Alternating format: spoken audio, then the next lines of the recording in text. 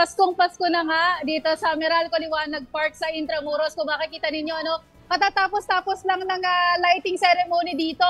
At kaya tumutugtog pa yung banda. And si First Lady Liza Araneta Marcos yung nanguna actually sa lighting ceremony. Kaalis-alis lang din ni First Lady. Kung i-walk through ko kayo kasi bukod dito sa magandang lighting dito, merong Christmas tree 20 feet tall. Yung taas ng Christmas tree dito na made of recycled materials. Yung mga takip ng metro ng Meralco. Oh, yeah.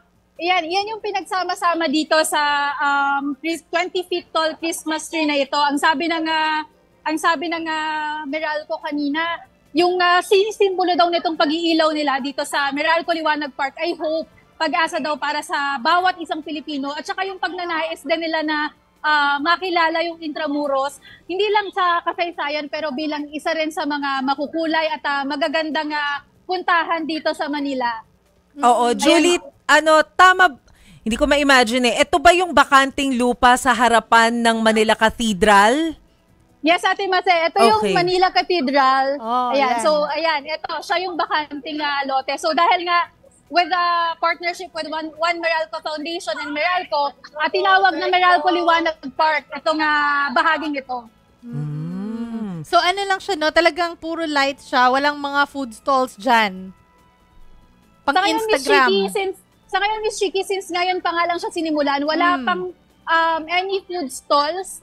Pero kanina, may nakausap tayo na ilan sa may mga turista, may mga foreigners na tumitinginan itong lighting dito. Ang sabi nga nila, ang ganda daw, ibang-iba daw mula doon sa nakakasanayan nila sa kanilang bansa. At talaga daw na masarap bisitahin itong Pilipinas, lalo na kapag panahon ng Pasko. Wow. Ano pang ine-expect natin? Kasi ngayon, kakabukas lang kasi, Julie, diba? So possible na magkaroon ng food stalls, hindi natin alam. Pero meron ka bang mga nabalitaan, mga aasahan natin dyan sa area na yan?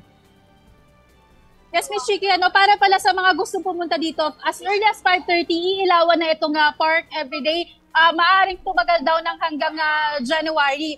Sa ngayon kasi, kinikip nila na clean yung area at saka kanina medyo mahigpit din kasi maraming mga dumadaan. And of course, yung security din, mini-make sure kanina. Kaya hindi pa nagpapasok ng ibang mga tao. Pero in the future, inaasahan nga na baka magkaroon daw ng ilang food stalls din. Kung may mga bibisita dito at mag-i-stay talaga sa park, sabihin ko na rin kanina, before itong lighting ceremony, pinangunahan ni First Lady na rin yung pagbubukas sa Centro de Turismo dito pa rin sa Intramuros. Yun naman, libre naman din para sa lahat. So para siyang katabi siya ng Intramuros Museum, pwede rin puntahan kung mapapaaga kayo before wala pa itong pailaw dito. Pwedeng yun muna yung puntahan. Mayaman yan sa mga Spanish architecture at saka yan, yung mga kultura natin ipinapakita dyan at may brief history din.